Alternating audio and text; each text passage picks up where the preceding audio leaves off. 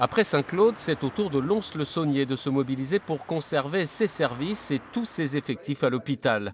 La deuxième ligne du SMUR, le service mobile d'urgence, est menacée.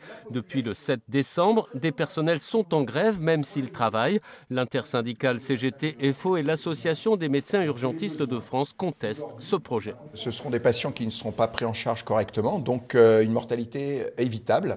Ce qui est quand même un peu catastrophique, puisque la justification qui nous est donnée, c'est les plans d'économie. Donc nous demandons à l'Agence régionale de santé de maintenir cette deuxième ligne. Vous comprenez qu'on ne demande pas plus, on demande qu'on ne supprime pas un outil de travail qui nous paraît essentiel pour la population. Supprimer une ligne de SMUR reviendrait dans certains cas à allonger les délais d'intervention. Selon les médecins, une quarantaine de personnes auraient été sauvées l'année dernière par cette deuxième équipe d'urgentistes.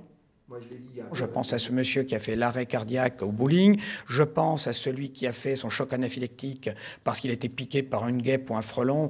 Là, je vous promets que ces deux personnes-là, sans le SMUR 2, ils seraient morts.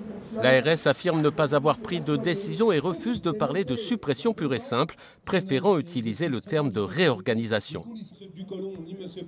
Il est un peu tôt pour contester une réorganisation qui n'est pas encore sur la table.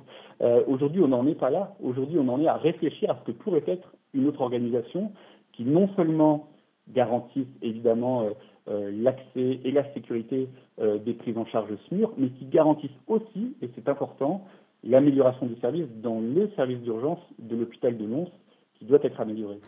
En début d'après-midi, sous les applaudissements, un véhicule du SMUR traverse la cour de l'hôpital. Le travail continue, il a même été plutôt intense. Cette photo prise ce matin montre l'engorgement du service. 19 patients dans les couloirs des urgences qui attendent d'être répartis dans les services.